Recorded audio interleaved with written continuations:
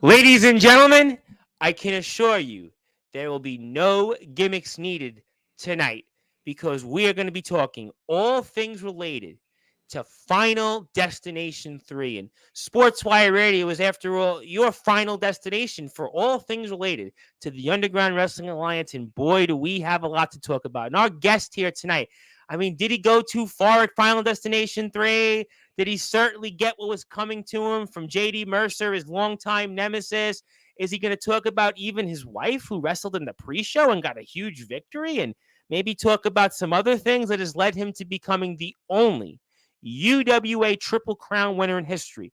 This young man has been in the wrestling world for a very short time, and his accomplishments are plenty abound. This man has done it all. He has been a world champion, an underground champion, a southern champion. He's been running down a list of opponents, a who's who, a long list of other people, and he's even had some accomplishments in some other promotions, and maybe or maybe not, we'll talk about it. And he was certainly a topic for whatever reason last night on Sportswire Radio, but he is here now live, and he is going to certainly address anything and everything that this man wants to say, and it is obviously an honor. But, before I introduce our guest here tonight on Prime Time, I know obviously you've been listening to the shows the last few weeks, and Mr. Blaze was on here, another one of your cohorts in the UWA who's the Heritage Champion, and again, a nemesis of yours, and Jay Cal was here, and obviously the headshot Jay Cal. We had a headshot-like introduction for him, and we'll have some more announcements of some other UWA stars coming on here, maybe somebody actually close to you that you agree with, but I'm going to actually give you an introduction that they have gotten in so many of your peers and maybe some enemies of yours and some enemies that were here recently on Sportswire Radio, actually technically today, have gotten that introduction. So let's give you that championship-like introduction, because after all, on Sportswire Radio, we are the home of all wrestling matters, and after all, we are in prime time on the brightest lights of the biggest stage, and there is no platform like this one. So it's time to do it, ladies and gentlemen. I know our guest is wanting it. I know those in the UWA are wanting to hear it. And most importantly, yours truly is wanting to give him here that championship-like resounding introduction that he certainly doesn't get in the UWA. Wink, wink for you, ET, on that. But let's get right to it in prime time, baby. So with that,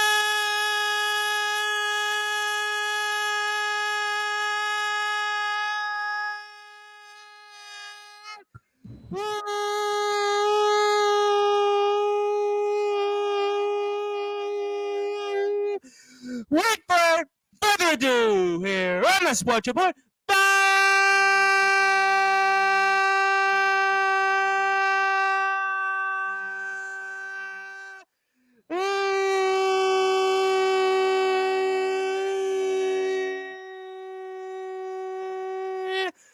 number one,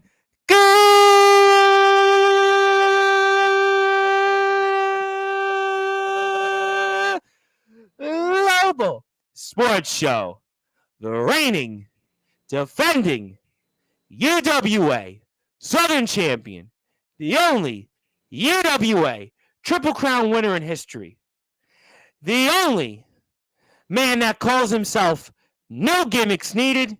He's certainly iconic, and his name is Sullivan.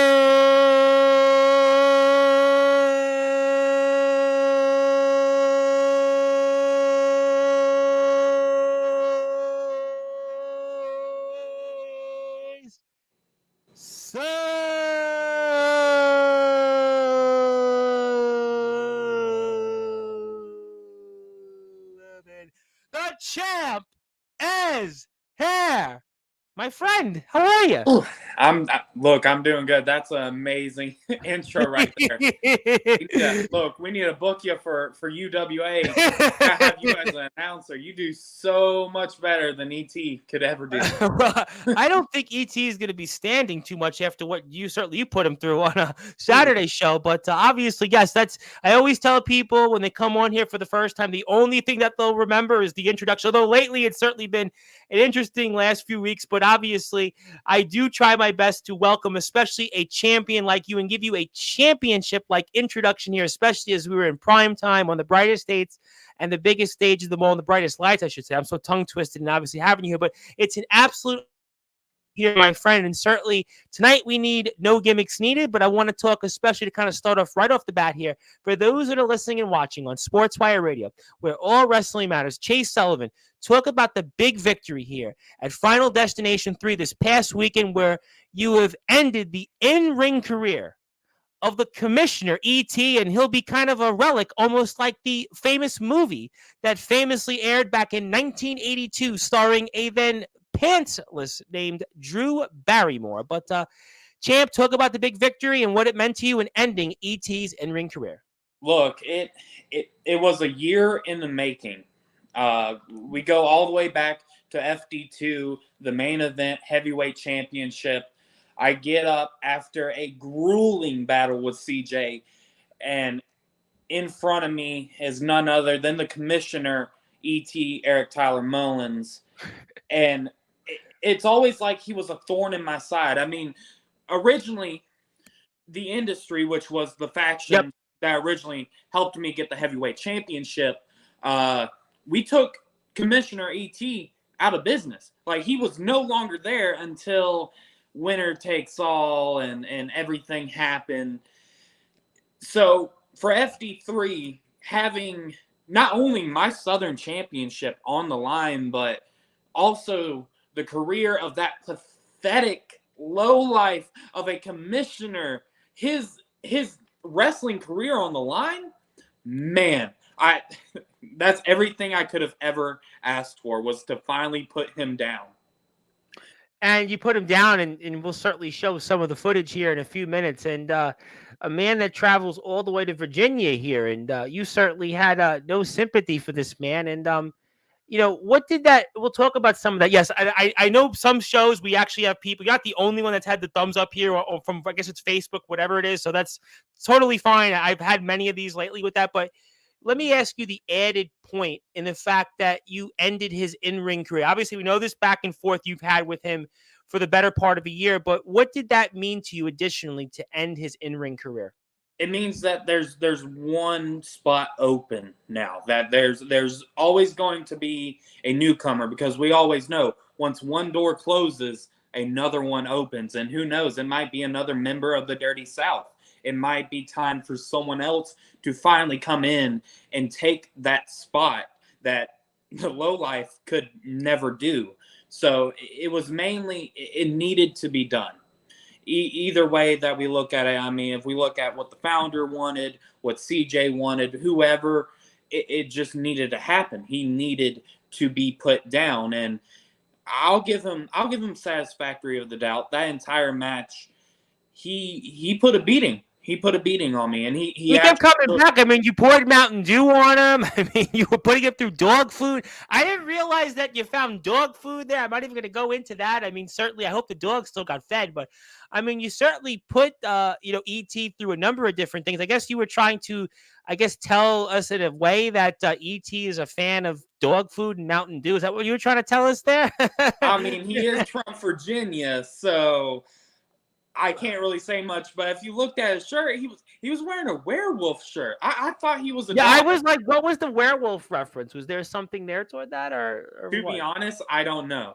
I truthfully do not know what was going on there, but like at that time, I was sitting there like, well, he wants to be a dog. He got that dog in him. I'm gonna feed him like a dog. Well, you certainly did that here, and obviously we see some of the match here, and obviously there you're at it here with E.T., who's our commissioner. But let me ask you a different question. And E.T. said that he's not going anywhere. He's here to stay. But what do you think this means for his career here still in the UWA as commissioner? How do you think that impacts his job situation there as commissioner? I mean, yeah, his wrestling career is over with, and he's still a commissioner and whichever. But at the end of the day, anything that I want to do in UWA, I get it done. It surpasses ET. It doesn't matter if I want to match with a jobber. It doesn't matter if I want to match with CJ or Sammy Slade. It gets done. Well, let me ask you though. How do you think, if I were to tell you that your career already in a short amount of time exceeded his career in the yard, what would you say to that? Oh, I know it. I know it. There's Okay, no fair doubt. enough. Fair enough. I mean, what titles have he won? He won the SVBW Heavyweight Championship, which, in my understanding, isn't that his own promotion? And So are you also, implying that he basically had a title created for himself and that look, basically he's here and he's basically piggybacking off the young guys, the young bucks, quote unquote, who were relevant, and you're telling me that he's kind of this outdated has been that should be put to pasture? And I mean, to be fair, looking at his in-ring ability, again, what do I know? I mean, clearly ET looks like he should probably stay in the kitchen. I mean, there's no question that he should let the young men stay in the ring. Again, just saying. I mean, obviously he's trying. I give him a lot of credit, but it looks like to me, from what I'm seeing out there, he should start to shine here. yeah, I mean, the entire thing was just. He should have never been in that ring. He should have never been heavyweight champion. I think SVBW was handing out championships like it was participation trophies. That's certainly something some people could say, but I mean, so this match really was personal for you then, more or less. Oh yeah. After that full year of having to deal with ET shit, I mean, he put me through his gauntlet of SVBW guys, and Brett Anderson was in that list, obviously. JD Mercer, who obviously came out and made the save. And, speaking of that, JD Mercer, we know the relationship that he and ET. And then here's the moment. I thought that was the most interesting moment of the match. You pull Mountain Dew. And I hate to say it, I'm a big Mountain Dew drinker. So I was like, oh boy, he's wasting Mountain Dew here. But, obviously the Mountain Dew certainly comes out here. And I think where you try to like imply that ET maybe is like a dog because dog food was there. You go, I don't think I've seen that before. Somebody actually pouring Mountain Dew on somebody in a match. I mean, I wonder. I guess maybe that was his shower, huh? Because I guess you're implying that he doesn't shower anyway, coming from Virginia. But nah, like the whole soda thing, and even the dog food. I've done that before. I've done that for VCW. I've done that against the Law. If you look at the Anarchy Rules match Yep. after Nova, God rest his soul. Yep. When he passed away, we had that toast. And at that very moment, I was like, I can do something with this. And then just cracked it over his head, and it just became a thing. And I think here's the part coming in with the dog food. Look, what y'all don't do we know what? So I have to ask the burning question here. I mean, there's a lot of comments. We'll get to them. So what kind of dog food was it? Pedigree, I think. Oh boy, okay. So it wasn't cheap, store brand dog food. No, Then. I made up for the dogs. I made up for the dogs. They definitely got begging treats after. I felt kind of bad. So, or was ET the dog treat? Is that what you may be telling us there in a different way? Oh yeah. Fair enough here, and we see ET getting up here, and he's still fighting, and but. I mean, when you're watching a match, that we'll get to comments. There's a lot of comments for sure. But I mean, JD Mercer, and here we kind of have this little, I guess, were you guys maybe imitating Star Wars in some way? But I mean, JD Mercer, basically, he's still coming for you. What did you make of that? We'll certainly come into that in a little while in the match. But what was your thoughts on that? I truthfully don't know what he means by that. At that point, when I got backstage, I passed out. I was pretty much tired. A long match. It was over 20 minutes, the match was. Yeah. After replaying it and seeing that he said that he was going to end me, I truthfully don't know what he means. I mean, as long as I'm sitting here as your Southern Heavyweight Champion and being the first Triple Crown champion, there's not really much he can do. I've already done it. I've already beaten people that he has put in my way. What is he going to do? Get someone to return out of the blue from the OG UWA era and try to beat me? It's not possible. Do you feel right now that you're more on the top of your game than when you were the World Heavyweight Champion? I feel like I'm still on the top of my game. Even when I was world heavyweight champion, and now it's climbing and climbing. But to get more detailed with that, right now I do feel like I am more on top of my game as Southern heavyweight champion, because this was originally when I debuted what I wanted. I wanted this Southern heavyweight championship, but at the time, Why did that title mean so particularly much to you? well, I'm born and raised from Mississippi, so Okay. of course the Love the South. great state of Mississippi. Obviously, we love all the great states out there, but especially Mississippi. But it was mainly just for that being the true Southerner, because at the time, what our Southern heavyweight champion was from Indiana and had sanctioned the title to only be defended in Northerner rules matches. Yeah, I think Indiana. It's definitely not the South. I would say I don't know if it's the North. I think it's. I don't know what Indiana. I guess it's the middle. Indiana such a leave aside any wrestling affiliations. Indiana as a state is such a fascinating state because I don't know who really would claim Indiana except it's Midwest, I suppose. Mid.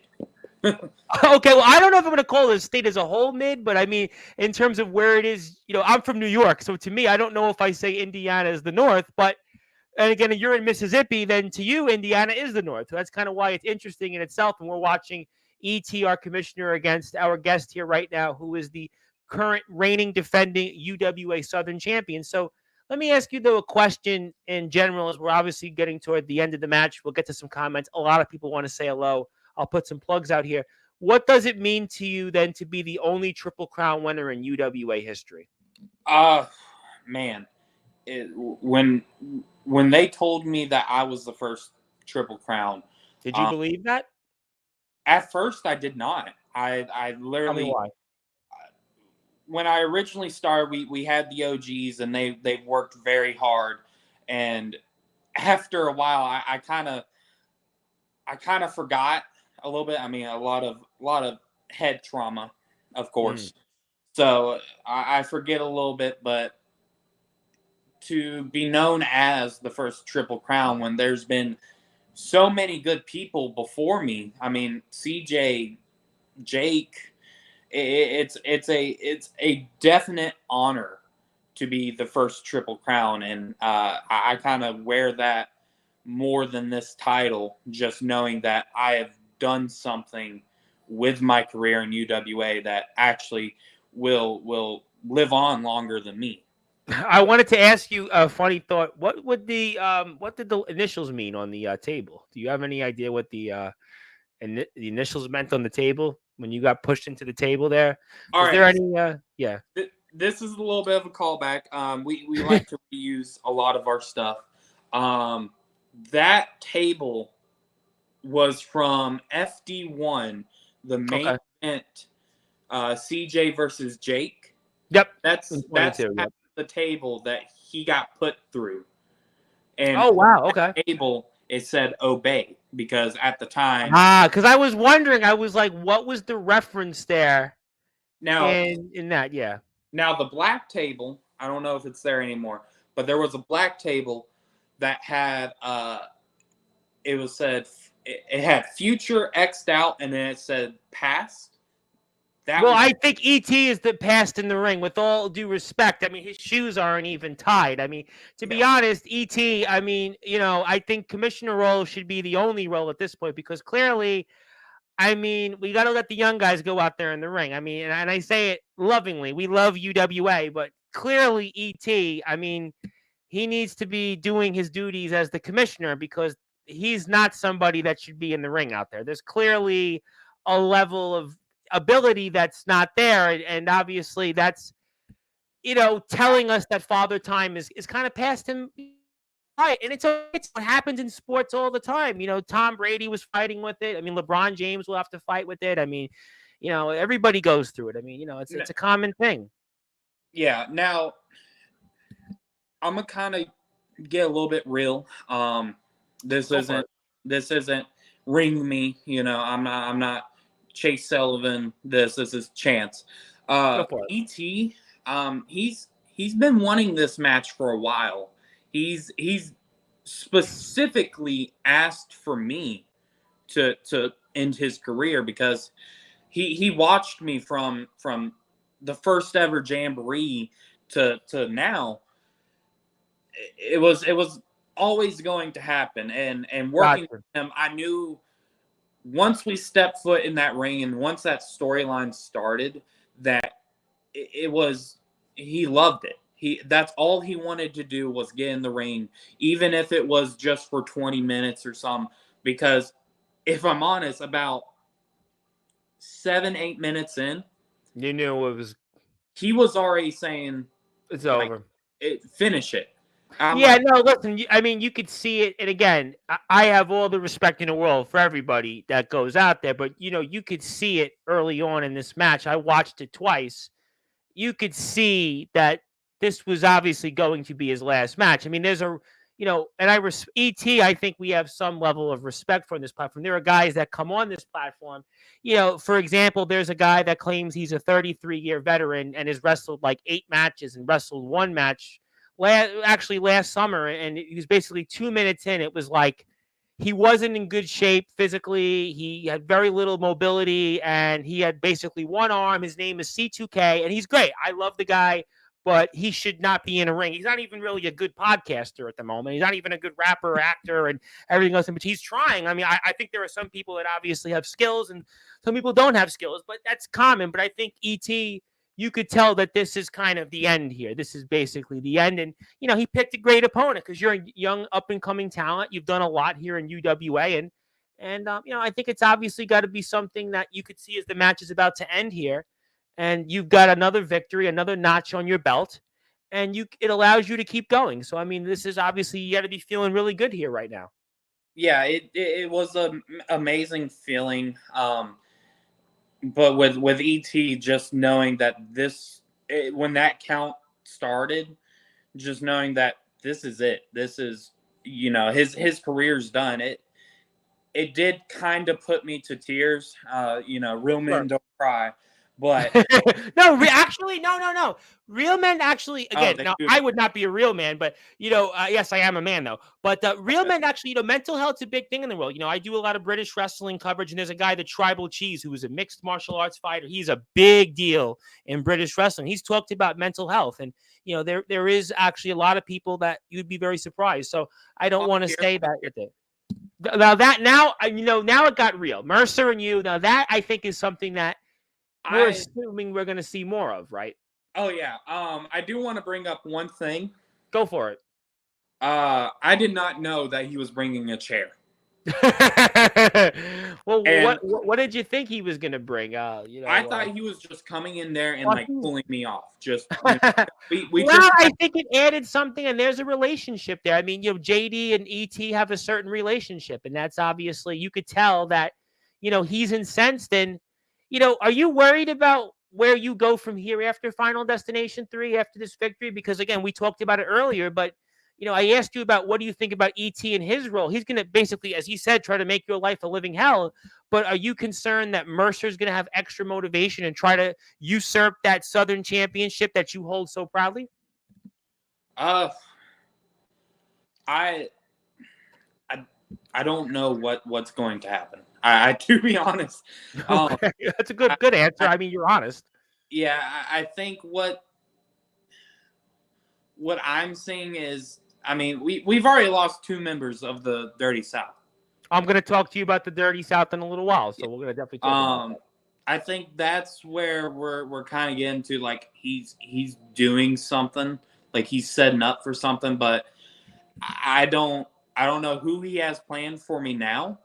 I don't even know who to be honest, I want to sit home and I want to relax. I want to recover. I want to be able to watch the product, see who.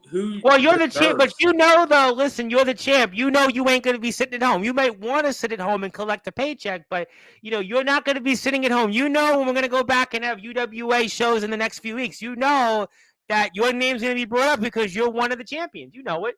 Of course. Even watching the product, I mean, we can bring up Jake. Jake was formerly my brother. Like we did everything. I was there when he won the heavyweight championship. I was there when he You relinquished. obviously went on a different path. He's with the Mafia. The Mafia's got a whole list of problems right now, and you got the Dirty South. I mean, I don't even know. Should they be called the Mafia? I don't even know what you call them because the Mafia seems like that they don't exist. I mean, maybe they're kind of like in New York they used to have the Italian Mafia. They were very big in my stomping grounds in Brooklyn, New York, in Bensonhurst, Brooklyn, and the surrounding neighborhoods. And the Mafia, the Italian Mafia now doesn't really exist anymore. And maybe the Midwest Mafia is going the way of the Italian Mafia did in parts of Brooklyn and Staten Island, where they're going to cease to exist because the way they're going, I'm not going to ask you much on that, but it seems to me like the Midwest Mafia is going to be going the way the Italian Mafia did about 25, 30 years ago in Brooklyn and Staten Island. So they might be a relic about in 3 weeks from now for the Midwest Mafia. That's why I'm hoping for. I mean, the Dirty South is one of the best tag teams in UWA, and I don't like the Mafia. I never did. Since starting. Well, and I could see that. It's like being at a theater and watching an action movie and just seeing like this like big car wreck happen in front of you. Like I did see Mad Max Furiosa yesterday, which was an action movie. I was hoping for a little more, so that kind of sounds like you're telling me that the Midwest Mafia these days might be having about as much success as Mad Max Furiosa in the box office, which is mixed at best. Yeah. Well, yeah. Okay. I mean, right now, Slade is gone. Slade walked out, and we know what happened with Dalton, and you got CJ and Jake lost to Aaron Blaze, and they're basically in a blaze of their own glory that is from yesteryear. And we're here with Chase Sullivan, the iconic Chase Sullivan. He has no gimmicks needed, and he is our reigning defending UWA Southern champion. My name is the Reverend Tom Bryce, your voice of all wrestling. And if you want to follow the Underground Wrestling Alliance, you can do that here very simply, right to the point before I get to some comments. We have a bunch of list of links here. We'll put up some of the links also back on the screen, but let me get to a ton of comments here. So let's get to that here first of all. My brother, I think I would know who this is, so we'll certainly say hello to you.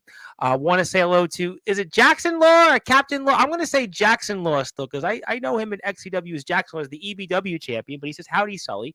And who'd want to be an enemy to the Iconic? Well, that's a good question. It's obviously, I don't know, but I have him here. I don't think I'm an enemy of his. I would just say that I don't think we're enemies. I would hope not, but I do say hello to you, Mr. Law. Obviously, Mr. Law is one of our Hall of Famers. And want to say hello to the icon, Jack Spade from Resurrection Wrestling. He says, perhaps in good fun, but how you doing? Want to say hello to my good friends in ROBW. You know them a little bit well because obviously Mr. Law was there once upon a time in their promotion. And hello, yes, I am wearing my ROBW shirt. I don't yet have a UWA shirt, but maybe that'll change. The next time we'll have a UWA shirt. Because at this point, my running joke is, here's my running joke. My running joke is every time I'm somewhere, all I do is wear wrestling shirts. I was out today in the boardwalk in the legendary Brighton Beach, Brooklyn. I was out and people were asking, what are you wearing? And I was like, well, I'm wearing this, my ROEW shirt, because all I do is wear wrestling shirts. So thank you for that.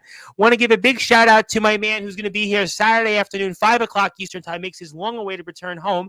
Omen Black, the boogeyman of the Midwest. He's the DKW World Champion, the IMF Hardcore Champion, and he's only here to see what'll pop up after last night. Well, I think we're having a lot of things popping right now because Chase Sullivan is in the house, and he is talking about a lot. Want to say hello to Jay Cal, the headshot. We certainly had a lot of headshots with him last week on the show. And this guy had a lot to say in the comments. Let's see what he has to say. I think so far he's definitely having, I think maybe Omen's talking about Jack Spade. Oh, maybe not. I don't know, but we'll figure it out. Just want to make sure everyone knows he's not talking about me. It's a lame CJ, a fake CJ. So, yes, there's a different CJ who's the champion in the UWA, though, sadly for some, the good guy CJ Black lost the ROBW championship. But have no fear, Friday Night Live, 8:30 p.m. Eastern time, I'm going to be talking about a man that you've probably heard of named Big Man Cam. You probably heard of Big Man Cam because he's been in a couple of different stops that you've obviously went through. And Big Man Cam is going to be here live on Sportswire Radio because we're actually starting all weekend from Friday on. Friday, Saturday, Sunday. It's actually going to be all Wrestling Matters weekend. So I'm not doing anything. So we do a regular sports show Friday nights. We're going to maybe do a little bit of wrestling or SmackDown and AEW, but there's no regular sports. There's no college athletics here. It's just wrestling. So strictly, it's all Wrestling Matters weekend. And it's going to start off with the Tribal Cheese Logan, 3 o'clock Eastern time. And then it's going to run through with Big Man Cam. We're going to have the Sportswire team. Saturday, I've got Omen Black back home. I've got Kato, Deathmatch Wrestling legend, Atomic Titan, who was in the UWA. He's here Sunday night, plus more guests ahead. But thank you, CJ Black. Jack Delta would like to say, goes back to my point yesterday. Some people are incredibly nice people, but they belong on the other side of the guardrail, which is what you did. You ended ET's career. So obviously you ended his career, and Jack Delta is the ROEW champion of the world. And he's in my Hall of Fame, and he says hello. Yes, Jack Delta. Everybody loves Jack Delta. And ET is here now. I'll get to ET should he have more comments. The spot with the pop, like Paul Blart in the second movie when he's eating ice cream. Where is Xavier Thorne at? Good question. I have many more comments. We'll find out. Let's disrespect the ring by pouring soda on the canvas, but he can't seem to pull the title. So I think ET's in-ring ability is obviously what it was, but that's why he's the commissioner. Hello to Jake Matthews. Of course, Jake is the NEW World Heavyweight Champion. We say hello to him. And of course, when I get to 1,000 subscribers on YouTube, by the way, I want to put it out there. I'm going to be getting an NEW Underground Wrestling tattoo for their company's logo. So I'm about 300 some odd subscribers away. So in the next several months, you're going to see a tattoo. So I look forward to that. And say hello to my great friends over there at NEW. They have a Riot in the Ring coming up this week, and I'm very excited about that. And what a great group of people. Just like our friends here in the UWA. I hate Jake, and I think he's talking about Jake Matthews, not Hal. And he says he's hated already, so good point.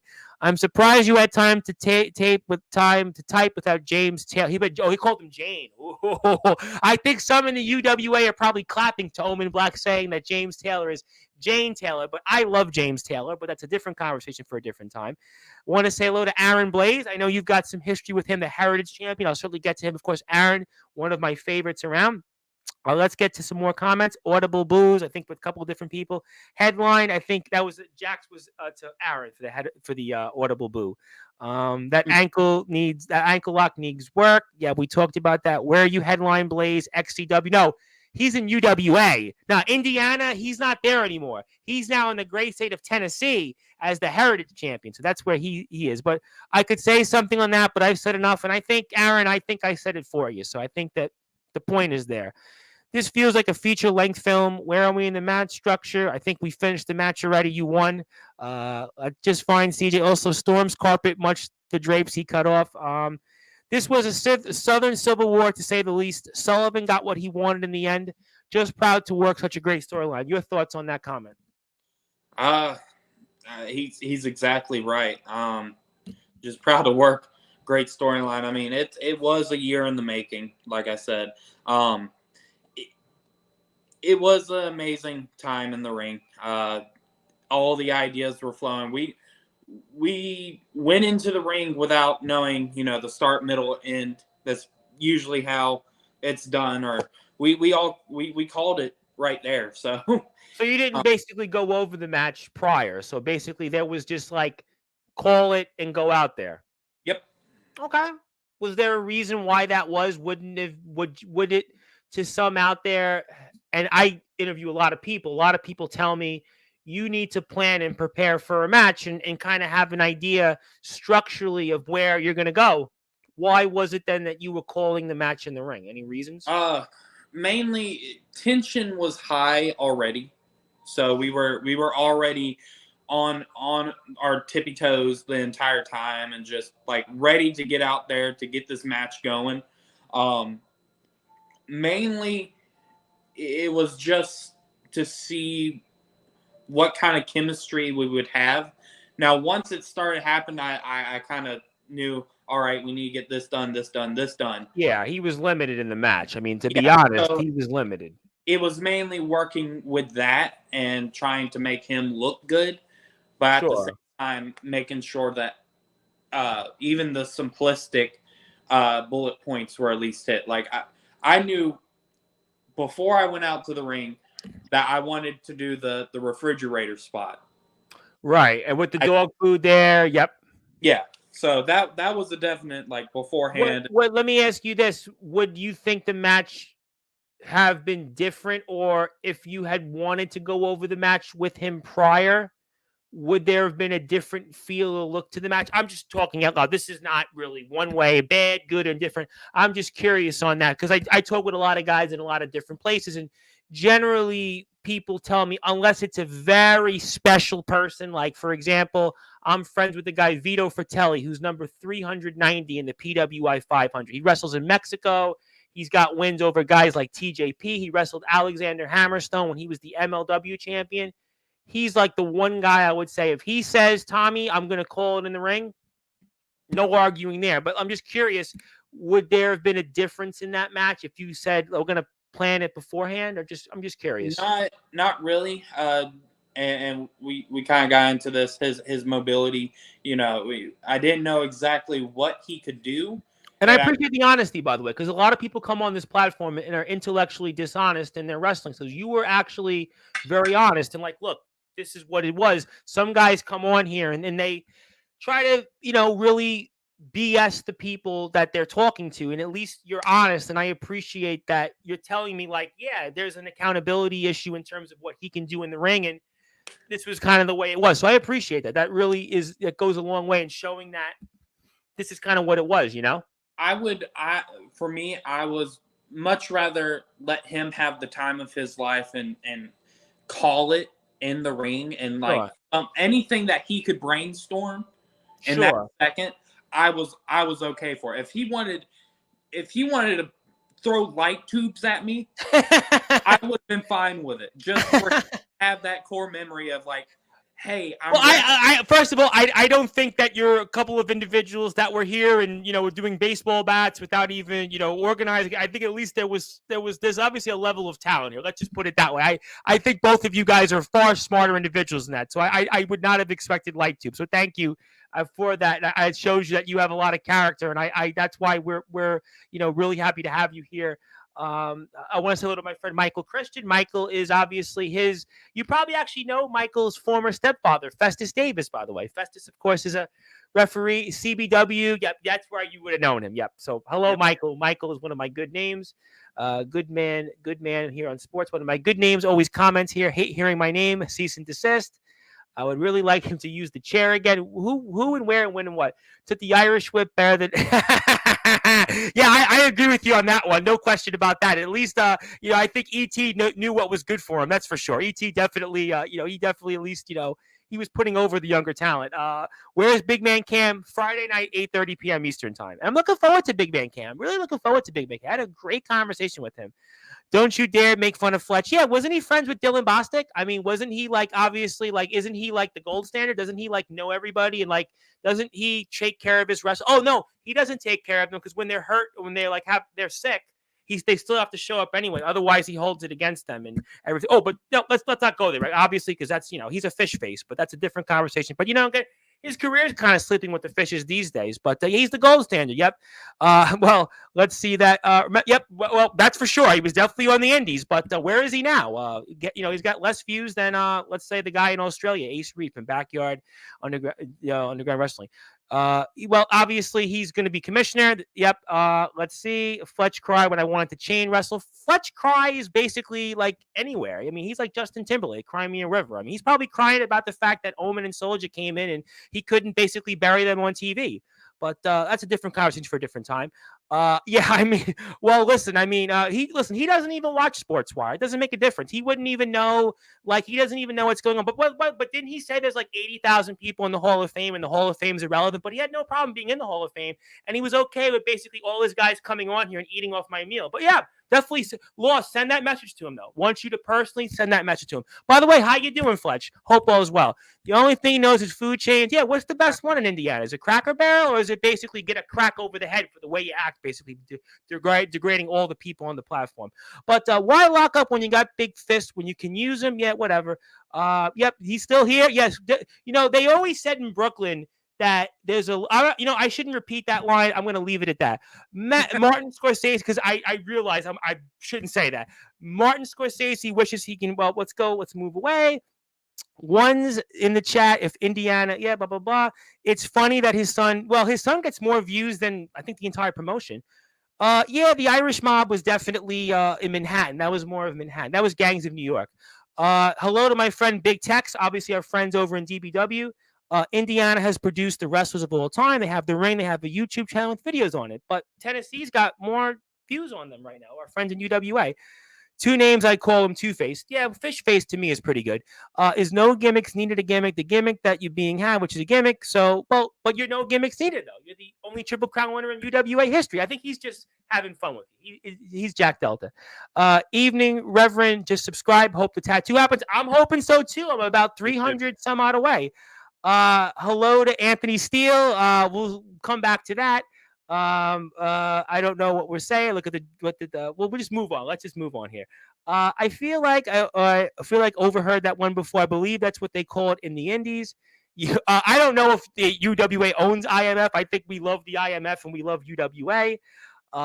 Jacob Collins, be good guy. Well, you worked with Jacob Collins, I think in CBW, or you were both in the same company. I'm not sure what period, but are you more of a brawler in the ring? What would you consider your wrestling? That's a good question. My style is more of like the not golden era, but like, what would you say, 70s, 60s, 70s? So you're more of an old school AWA, Mid-South, NWA, more of a Harley race, right? Harley race, Nick Bockwinkel. Let's say you might be like a Pedro Morales if you're a WWF fan, the Von Erichs. Well, I don't know if your ring style will be like the Von Erichs, but I think the point is you're more of like an old school, Dick the Bruiser Brody, the Crusher. Let's go with some other names. Dino Bravo, for those in Montreal. He was big before he went to WWF. So you tend to be more on those lines. Maybe Carlos Colon, for those for Puerto Rico. Maybe that's kind of where you see yourself, more of a 70s throwback kind of guy, right? Yeah, I bring in that with the promo style of like Jake the Snake. So that slow, monotone, yeah. But like you can feel it. Yep. That's the aggression. Yep, correct. That's mainly what I go for. I got a good question from the icon Jack Spade. If you had a favorite in-ring moment so far, what's that? It's a good question. Ooh, my favorite in-ring moment, would be when I finally lost the Underground Championship to Dalton Skull in the Texas Bull Rope match. That one, it kind of sticks with me. Why is that? Why in a match that you lost? I'm curious for the audience. What was special about that match for you? And I'll try to, with the magic of technology, put the match on the screen. But go ahead. It was mainly just how the storyline progressed, because it was like 6 months before we could even, go against each other. Sure. And getting to know Skull and getting to know great guy, by the way. Great guy. Oh, amazing guy. Love him to death. But seeing that everybody loves Dalton Skull, by the way. I don't know anybody that doesn't like him. I'm like, how do you like Dalton Skull? His passion in the ring and just in general is amazing. And knowing that this was going to be our hardcore soldier, especially in a time where I was just about to be heavyweight champion,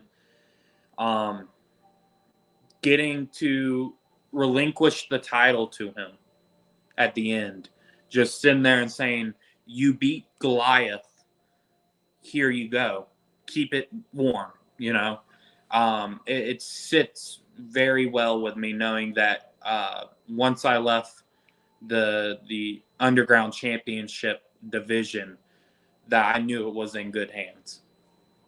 How difficult was a match like this, conversely, to maybe plan versus other ones? Because again, most people don't do Texas Bull Rope matches. I mean, you see them very rarely. I'm just curious on that. I'm just curious in what going through your mind here in a match like this.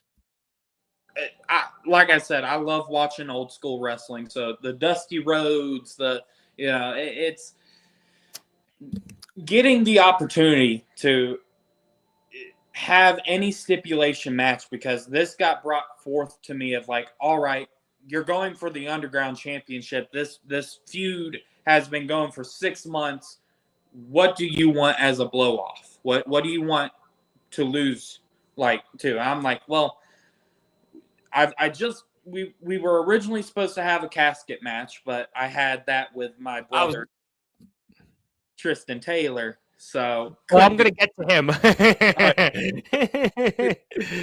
Uh, so the next thing was like, what about a bull rope match? I haven't seen this in UWA.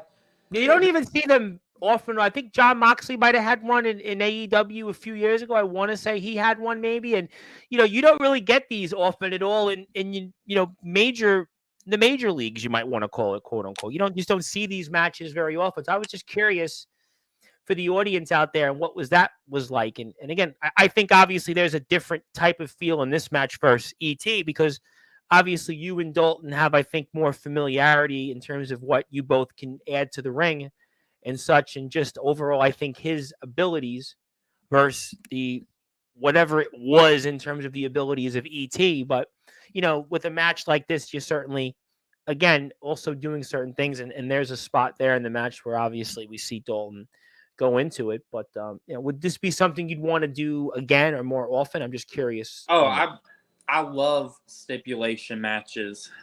We're not getting Vince Russo into this. But, definitely, I would love to do another Texas Bull Rope match or brass knuckles match. Just anything like that. It definitely. I just covered a match in Alabama where it was Seth Maverick in a triple threat match. He was my guest Sunday, and he technically sort of lost the match with brass knuckles, and the referee didn't see it, and the other guy wound up winning the title, Hacksaw Brown. And yeah, brass knuckles is always so fascinating because some people use it in different ways, and other people, Flair used to be famous for the brass knuckles. Obviously, every time he would win, Flair would always reach out. It wasn't money in his pocket. He probably blew that from obviously all the women he was with in the limo, but he always had the brass knuckles on him, and that's kind of how he would win a lot of those matches there. But what made Dalton such a great opponent? Because Dalton's my guest here, by the way, next Saturday night. Obviously, Dalton's a man that I've actually speak to almost pretty regularly, I would say, because we owned the PWF together for a while. And basically, if I could say it, your tag team partner owns a portion of the PWF now. And Mr. Tristan Taylor, who, by the way, I'm going to throw it out there, is going to be here 3 weeks from today, June the 18th. He's going to be here in your chair in prime time at the same time. So what a small world. But what is Dalton like as an opponent? As an opponent, I mean, we got to take size advantage. I mean, he's probably, obviously, yeah. He's probably 170 soaking wet. If that. So to be able to do like simple spots of just picking him up and throwing him into a traffic cone, it's really easy. It's you ain't doing that with ET. I think you could be pretty honest about that. No, I wouldn't be sitting here as Southern champion. I'd probably have 2 blown out knees, and you'd probably have 2 blown out knees. Your career would be over, and your wife, who competed in the pre-show, would basically want to divorce you. So Yeah. Don't tell her I said that because we're live. He's in the other room. Okay, good deal. Good enough.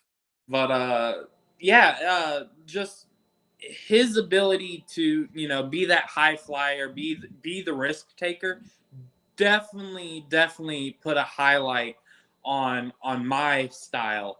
Just the brawler wanting to slow everything. Yeah, he got a lot more in this match than the one we saw. I think obviously different opponent, but there's no question that this match has far more of a linear flow. Did you guys plan this match more so than the ET one?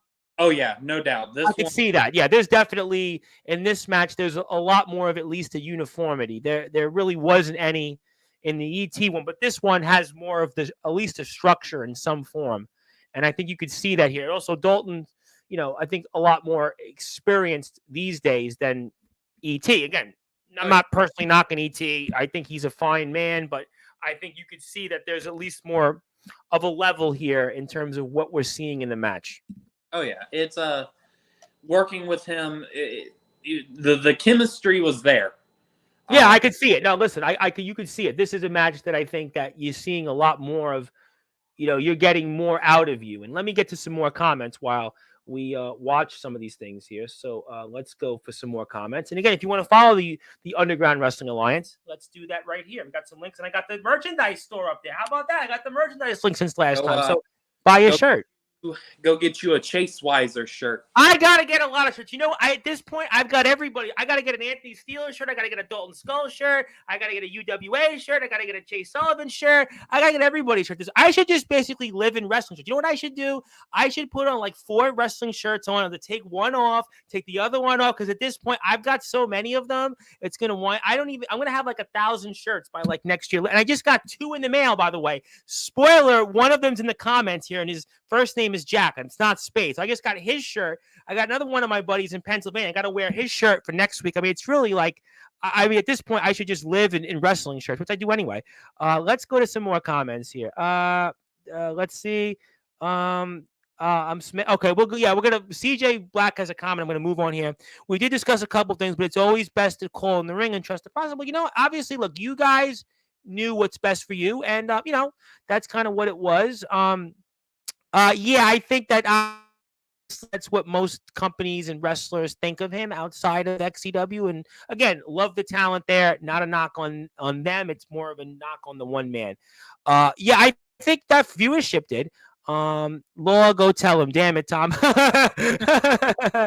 Well, I mean, what can I tell you? I mean, listen. I mean, obviously, it's not like, you know, what's gonna happen, really. I mean, at the end of the day, I mean, life goes on. Yes, the IMF. We love the IMF just like we love UWA. And I don't know. We're moving on there from that. No problem. Much love. He'll try to eat the bus, and he'll use the story for can't bother. I see. I see what we're doing here. That's after he lets his friend star for a good story and can't bother wrestling. I see who that is. Yes, but that's the law of the land, though. Make sure that's the law of the land. But different conversation for a different time. Mr. Mac 10 was here yesterday. You said a few things about him, and he would like to know if you could hang in the ring with him. I'll come back to that toward the end of the show, but obviously we say hello to Mac. And okay, Dick Murdoch. Okay, much better one, because I was like, what happened there? But I'll come back to Anthony there, and look at me, no hair. Okay, Giant Baba. Yes, I will get to that. I promise you. We're going to get to some of that toward the end. Also, much love to Delta and ROEW. Yes, absolutely love ROEW. And speaking of ROEW, our owner is here, James Taylor, because he knows that I've got his merchandise on for his company. And of course, my very good friend James Taylor is here. And I think this is Mr. Dalton Skull. Mr. Skull is here. See, I have the bat signal on. And by the way, I want to wish once again Dalton a very happy birthday. Dalton had a birthday this past Saturday, so if you have not wished him happy birthday, please wish him happy birthday. Dalton is one of the nicest people around. He's a good man, and I want to hope that he's having a great day right now. And thank you so much for tuning in. And I personally know Thorn and Copper Dragon. God, do I love to have stories. I love to tell them one day. Maybe we will. I'm sure that'll be a topic for the conversation. But talk about here as we're coming toward the end of the match, just where we are here and how you feeling.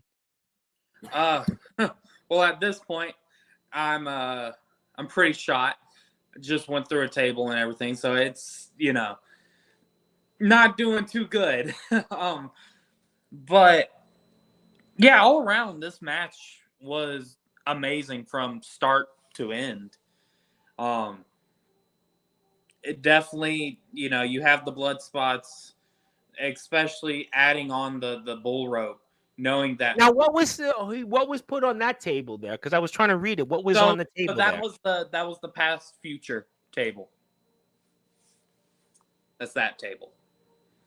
And sorry, I'm choking. I think that's what wrestlers and other promotions actually want me to choke right now. Maybe I'll choke live. It'll get more viewers. But as we can see here, that's kind of where we are in the match and such. And we're, you're here, and maybe you'll do one of these again, I suppose. Oh, I'll shoot that, or try another death match, an actual death match. And it all varies, How important is it for you guys in UWA that you have a consistent storyline? One of the things I think that you guys do well is that there's a story that's constantly being told. You guys have a linear flow from the storyline aspect. Talk to me for the audience on the storyline aspect, and how important is it for you guys to let that process all play out? Well, it's mainly all of our storylines, no matter who it is, it all intertwines, whether you see it or not. It's there. To to have that longevity storyline, even if it's, hey, I beat you one time or I beat you twice on your debut, to, now it's like, hey, I'm different. It's definitely helping us out just knowing what we can do with the others. So, the CJ and Jake story, we all know that's not over with. No. We all know. No. So it's just having that in the back of your head whenever you're watching the UWA stuff and knowing that at any point this could snap and we're back in the old the old UWA times. So it's Sure. definitely a helpful thing. No question about it. And again, if you want to follow the Underground Wrestling Alliance, you can do that here through Threads, YouTube, and Instagram. Let me get to some more comments here. Also, yes, happy birthday, Dalton. Yes, everybody wish Dalton Skull happy birthday. Want to say hello to Mr. Isaiah Rage, who I know I'll have here at some point. I want to get him on before the 22nd of June because the IMF has a show, Summer Heat, and I'd like to get Mr. Rage on because he was my guest supposed to be last Tuesday, but he's a very busy man, and I want to see him here, and he's a good man. And let me come back to some more comments. I think we need to do a first blood match in the future, no doubt. And you did mention death match, and Mac 10, who's wrestled Jimmy Controversy, who's a very, very well respected man in the world, and also wrestled Tommy Dreamer, Pitbull, Gary Wolf, and would you like to wrestle in death matches for real? Because Mac 10 has done that. To be honest, I want to try it out. I really do. I want to at least see if it's possible to do it. Especially with someone like Mac 10. I know that he brought up the comment, I think it was earlier, do I stand a chance against him? If I'm not mistaken, that was him. Yes.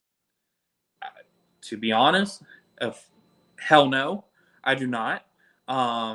But you never know. You never know. I mean, we could have that chemistry. We could put on a hell of a match. It could be years from now, but at some point that would be nice, especially a death match. Well, I think the reason Mac asked, and also Anthony Steele had asked, and I think it's a good time to address it. Obviously, we're watching the match, but obviously there was some different things said, when they were here, and obviously Xavier Thorne. I know obviously we're promoting the UWA, and I want to be able to promote that, but I want to be able to also, in a way, maybe nip it in the bud, clear it in the air to some extent. Obviously there was some different things said. Mac is obviously a very respected wrestler. And, Anthony's got a history. He's a very well-established wrestler. He's been in the independents. I know you've been in the independents, maybe from a different context. Is there anything you would like to say and, clear because he's talking about, some different things and, in terms of like, are you using fake blood? He's also asking, if you'd like to be in the ring with him. He's basically, would like to maybe ask you a few of those things. And I'd like to be able to at least, as I think it's only fair, because he is commenting, and I'd like to be able to give you your opinion and, basically if there's a way to clear that in the air, because again, and they understandably have a case for certain things. There was certainly, and I get it. I know that there's a back and forth, but is there anything you might like to say to some of that after yesterday's conversations? Well, first and foremost, sure. I do respect Steele and everyone else. Can't really say much about Thorne, but we can get into that here in a bit. Sure. I'll save that toward the end. I obviously I got you on that. No problem. So no before problem. we get into that question, this is the part that will live rent free in my head the entire time, was just picking basically his lifeless body up and just like handing over my fucking child. It's like I made this what it is. Okay, no, listen, I think obviously, anybody can answer anything the way they want. I wanted to at least put it out there to have the opportunity because, again, obviously there was some different things said. I know that there was a back and forth with Thorne, and I realized that, look, I obviously like everybody. I want to give everybody a platform here. I mean, look, there are guys that don't like James Taylor, and there were guys off the stream that were saying, James Taylor this, and it's fine. Listen, I have no biased on that. I want to give everybody an equal platform because I'm here for all wrestling matters. So at the end of the day, what I want to do is just give people the opportunity to kind of present themselves, and we'll take this off the screen because the match had ended. So thank you for that. We'll see more UW, but I wanted to at least put it out there. So obviously we're going to take this off the screen. Let me get to some more comments. Let's see here. What's up, my brother Omen? In terms of different matches, Carnage Cup is coming up, which is a big deal right now in deathmatch wrestling. I'm going to be talking some of that this Saturday. And, okay, Thorne. Yeah, I got that. We got here Isaiah Rage would love to wrestle death matches. Isaiah Rage is a very, very respected independent wrestler. And for what reason, I don't know, even though he started this whole thing. Okay, well, he's talking about Thorne. I'm going to move that on. Let me go to a man that used to be in the UWA, and I'm going to go with Mr. Atomic Titan. He has a question for you. What is your favorite wrestling match of all time? It could be anything. It could be your career. It could be in the yard. It could be pros, whatever you want it to be. In my opinion, so I'll give you two. I'll give you yard and professional. Professional, my favorite match would be it's on the tip of my tongue. It would be Edge versus Mick Foley at WrestleMania. Are we talking about the one with the flaming table? Yes. That was WrestleMania 22, was it? 22, I think? I think so. I think it was Hollywood. Yeah. Because they had the pictures. Maybe it was 21, actually. That was 21. That was the EC before ECW One Night Stand, right? Yes. So, yes. 2005. Gotcha. That's my opinion, my favorite match. Now in the backyard, this one actually changed. It would be UWA FD3, the main event, the triple threat. Okay. And what they have done, I mean, if you go back and watch a month ago, they changed so much, and I'm proud of each and every one of them that was in that match, even the people that were recording it, everything. It was to the T, the best FD match out there. Like it surpasses my FD2 match by a margin. Okay. It had me on the edge of my seat the entire time. Just the blows that were happening, everything. Even seeing Slade and Skull jump from like the top rope and everything to the ground. I mean, that usually doesn't happen in UWA. No. The rafters are like there. I know. I know the setup is certainly what the setup is. I mean, let's be honest. It does. We're not talking about like Sting coming off the rafters, or you have a certain. I was listening to something the other day. I think it was an old Bruce Pritchard podcast. He was talking about Undertaker doing a plancha. You're not going to get those. Get those different things for sure. So obviously you have to go to your settings, and it was WrestleMania 22, which was 2006. So thank you for. Yeah, I was confused if it was 21 or 22. I knew it was around the time of ECW One Night Stand. So thank you for ET and ROEW management for backing that up. Okay, let me get to. Let me come back. I'm going to come to Mac 10. I promise I'm going to get to some of that in a few minutes. But I have a question here from J Cal, the headshot J Cal. Obviously, there's a good one here. And how did you feel about your wars with J Cal? My brother. I mean, it hurt. It hurt me mentally and physically, knowing that I had to do what I had to do for my career, and he had to do what he had to do for his career. But the fact that the ladder death match that we had, that was probably our best work.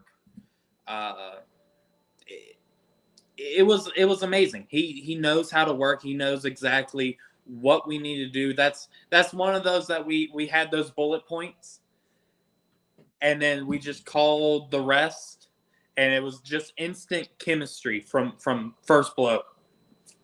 We trusted each other enough to be able to do all of these spots without severely hurting each other. Now, I do want to bring up the fact this kind of ties into what Steele said about the fake blood. Go for it. Initially, when I started, I did use fake blood. That was, And you know what? Listen, I don't go in the business of telling people what they should or shouldn't do out there. I'm not a wrestler. Now, obviously, look, there's going to be people here that are going to be, certainly having opinions because of yesterday's conversation. Now, I do think that you should continue that, but I do think after that, we should sort of have a little bit of a conversation just to kind of, if you'd like to clear the with everybody, I think that would be good because there are people that don't know you. And obviously there was things said. And I know that Thorne was here. And to be fair, he was very upfront about things he said. So if you'd like to address that afterwards, by all means. Yeah. But initially when I started, yes, I did use fake blood because I didn't feel too keen on doing the work. Sure. Now, for that ladder death match, I can say that the blood was 50-50. Okay.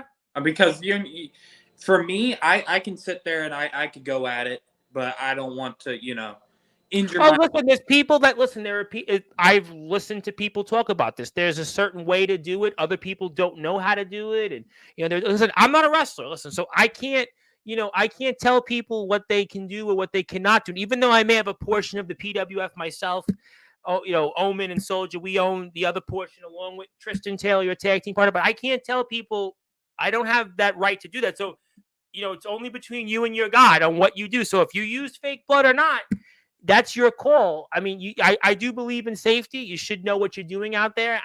So it's your call. Yeah, it was 50-50. I did use it for most of it. Everything that you saw on my arms, that was, of course. But everything from my head, I probably only sprayed like twice, and the rest was like I did the work. I actually got open the hard way on my eyebrow, which hurts, by the way. Oh, I'm sure. that was way worse than actually doing it. But yeah, once you start getting comfortable and you finally know what you are doing, then you can get into that. But for me personally, I kind of like using the fake blood, but there's matches that it would need the real stuff. Listen, there are people that do things and there are reasons why they do them. I mean, Eric Bischoff would talk about the fact that Hulk Hogan really didn't like chair shots. I mean, they would use like certain chair shots and, people are entitled to whatever they want. So I appreciate the honesty and I appreciate the accountability. I think it shows in the person that you are. But I think I do want to come back to some more UW, but I think it's the right time now in the fact that obviously last night, you had said some things in the chat. Now, obviously, I'm going to give you the floor. I'm going to be very objective because we have no issues. We've been good. We talk. We have a great relationship. And I love Aaron Blaze. I love all the guys in UWA. Tristan Taylor, we speak. So I want to put it out there that we have absolutely no issue. And I love you being here. And I appreciate that. Just like I appreciate everybody that comes here on the platform. But is there anything, like, do you have a side of the story what happened with you and Xavier? Because, again, there are guys here, like, Anthony Steele's upset a little bit about some of the comments you made. Mac 10, very respected wrestler. Even guys like Omen Black are kind of curious about it. It's been a big talk right now in the community, like the back and forth with you and Xavier Thorne. So what's your side of the story? Because people want to know, like, even guys like Anthony, like, are you a better wrestler than him? And they like, I like to let you have your side now. Go ahead. I never portray that I'm a better wrestler. I mean, we all make mistakes. We all learn. We're always under the learning tree. It doesn't matter if you're vetted or not. The comments that I made, and I can only think of a couple right now because that was late. Sure, I know. I understand. And that's why I like you. I don't have any issue with you. That's why I want to at least give you the platform because you're here tonight and I respect you that much. You've been very accountable. You've been great. I'm having a lot of fun with you and I don't want it to turn into like something that it shouldn't be. So if there's a way that, we can be above the fray and clear things, if anything you want to say, I don't want to spend 35 minutes on this, but I like to at least spend a few minutes on it because I want to talk about the UWA. I really do. Yeah. Me talking about being a pillar. I meant that in UWA, not wrestling in general. Okay. I give props to the actual indie wrestlers that were there still. Because I know it was talked about you. You've had your own experiences, but in a different context for sure. Yeah. Either way, even just being in the indies, for me, I love what I do.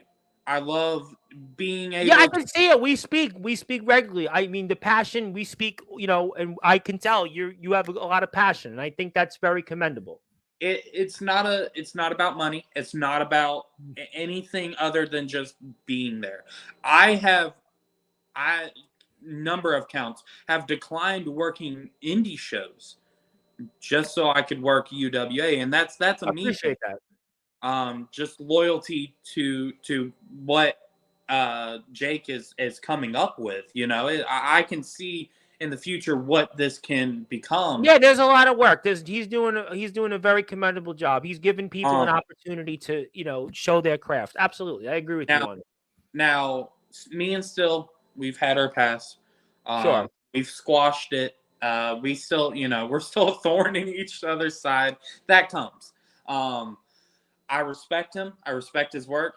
Even if he thinks that I'm not watching, I'm watching. I love watching any type of wrestling. Now me and Thorn, this is the tricky one. And I agree with Omen, by the way. I couldn't agree with you more. You handled it so far in a way that's very commendable. So this goes back way before he was in UWA. This is when I started. He gave off this vibe of he wanted to face me. He wanted to have a match with me, and it was a constant. Every day, asking. I'm like, look, I can't do anything. Because at the time, I was green. I wasn't. What am I going to do? You've only been at it a few years. I understand that. Yeah. I know. I'm not going to sit there and be like, hey, can I have this match with this person that's not even in this sure. company? Shit happened. We get into. He was finally in UWA. At that time, I was taking my hiatus, which I do somewhat a year, maybe two, ever so often. He gets released. Whatever happened. We get, life comes first, family comes first.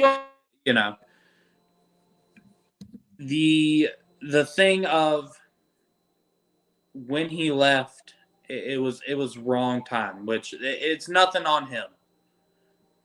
But to then turn around and besides coming to us first and being like, hey, I'm in Tennessee. Can I come back?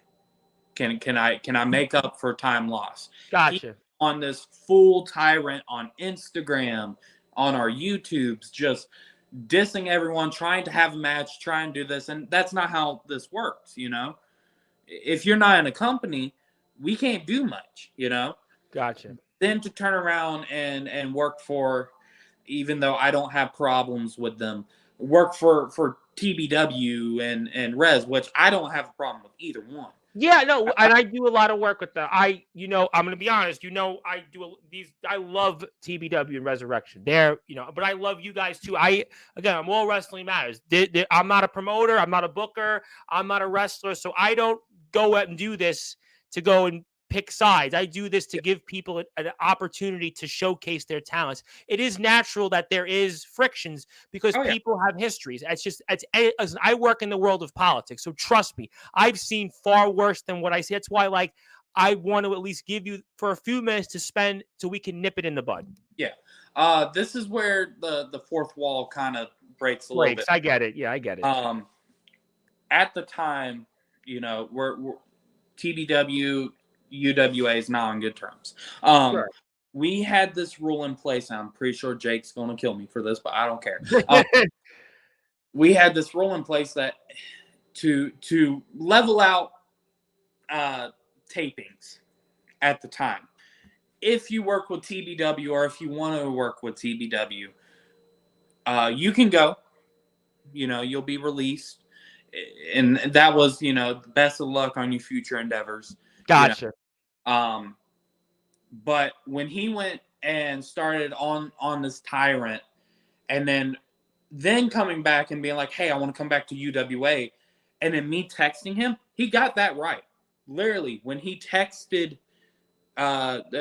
whoever in UWA, I got wind about it that very second, and at that point, everything was like, dude's just constant. I and it went into like, bro, we don't want you anymore. Go do your thing.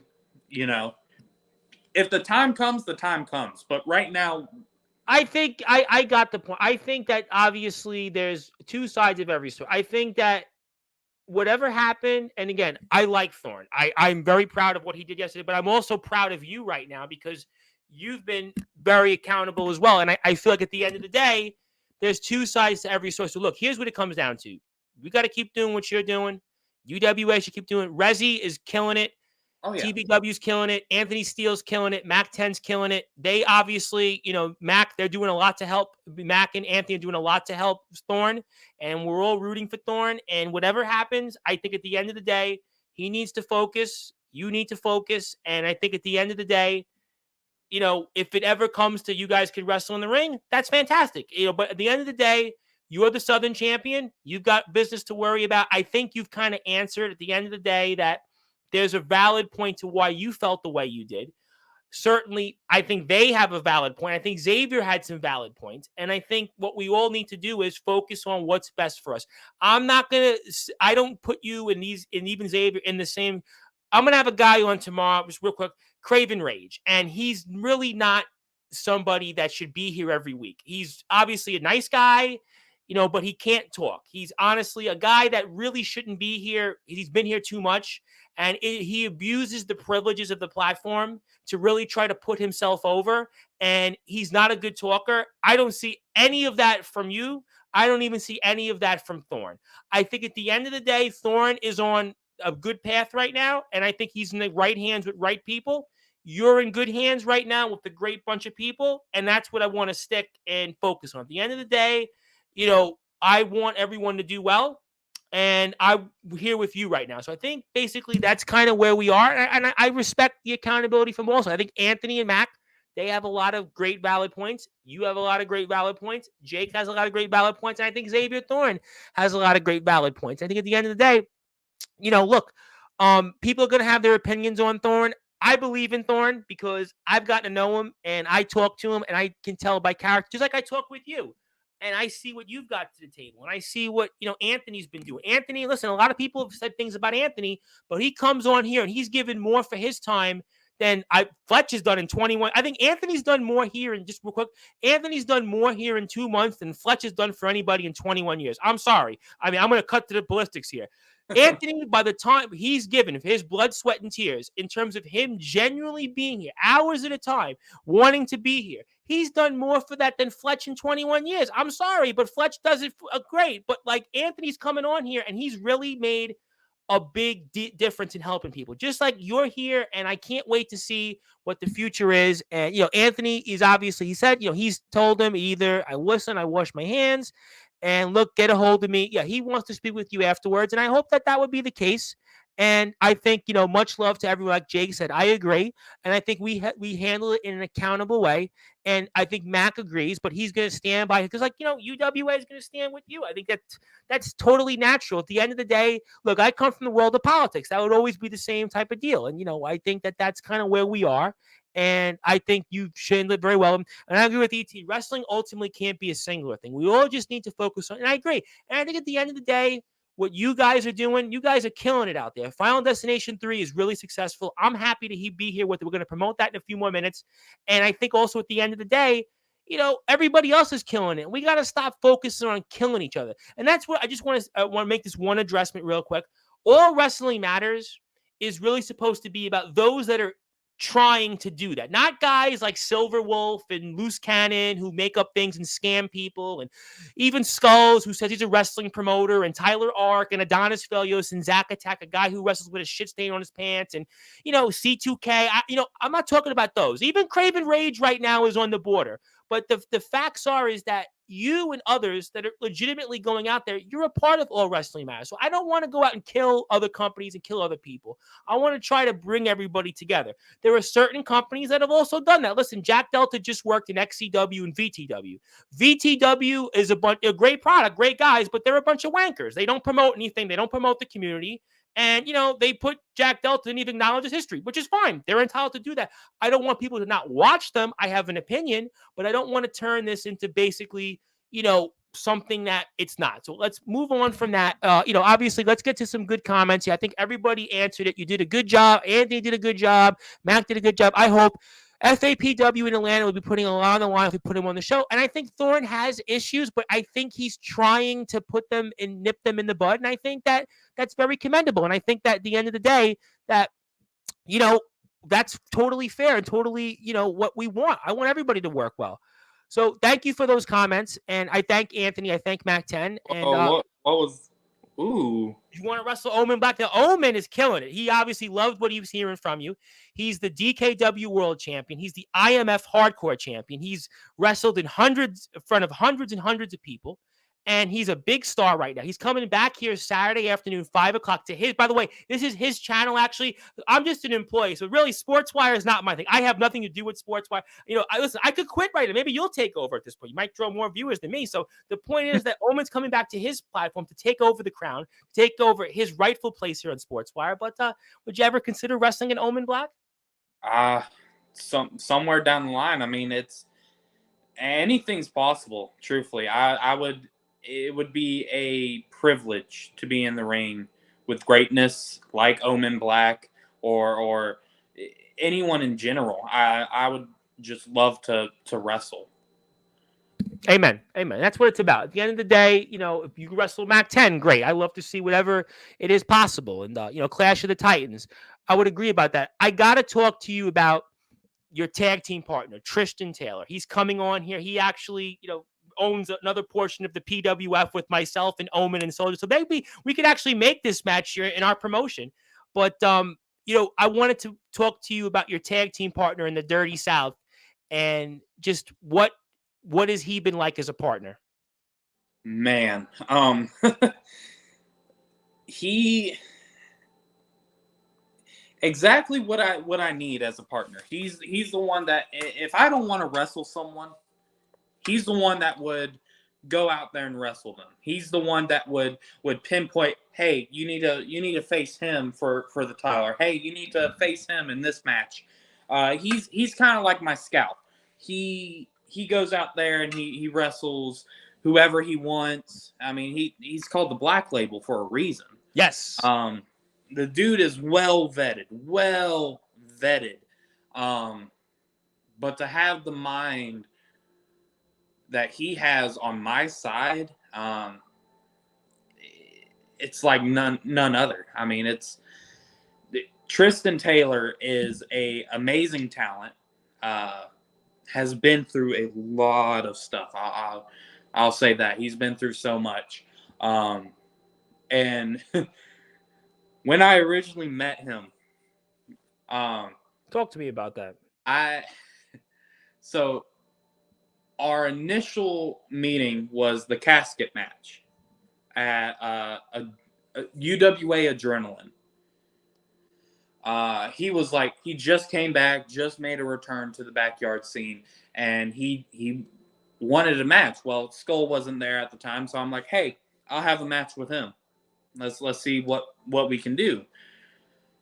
And it turned into, all right, he's doing pretty good. And then the industry happened, and we're sitting there. We're like, all right, we need 4 guys. We know it's going to be me. We know it's going to be Titan. Well, we need 2 new guys, someone that we can, help out.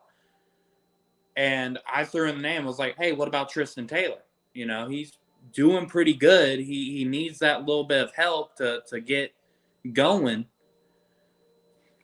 And he was. So it was definitely a spark right there. And then everything transpired to now it's just us. What have you learned from him as a tag team partner? Don't let my ego get to me.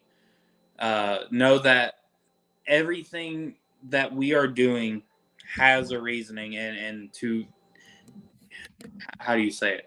We're going to do it like a pirate. Take no quarter. take I don't know if quarter. I've heard that analogy before, but I'll give you credit on that. I'll give you a bonus point. Take no quarters. Just get the job done however you can. He's the mastermind behind the brass knucks. Oh, okay. He's the one that brought it up to me, because originally I think I was supposed to be running with a baseball bat.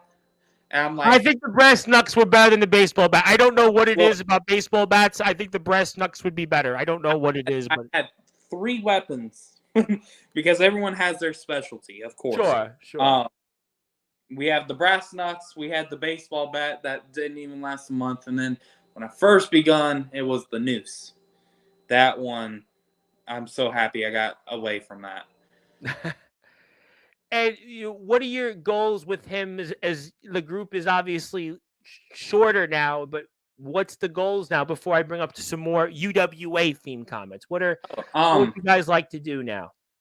First and foremost, get the heritage title put back on Tristan Taylor. I'm glad you said that, because Mr. Blaze has brought up a comment, which I am going to bring up here, and he'd like to say, how's that heritage title looking? Oh, wait, sorry, it's on his shelf, and he's got it still because he defeated Mr. Howell. So he's a very confident and happy man, as he should be. I mean, we both won it on the same show, so. But here's the thing, though, Blaze. You brought this up before. You beat me twice in my debut.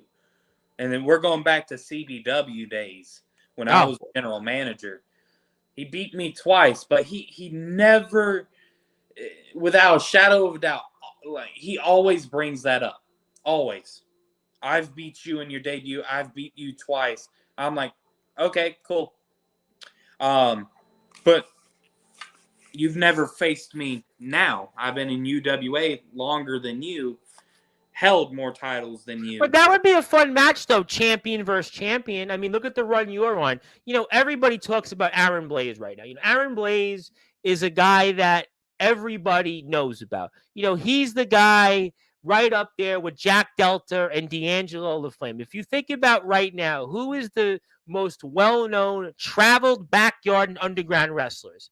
Regardless of what you think, it's going to be Jack Delta, it's going to be Aaron Blaze, it's going to be D'Angelo the Flame. And Aaron Blaze is the guy that's going everywhere. Let's not even go there in Indiana.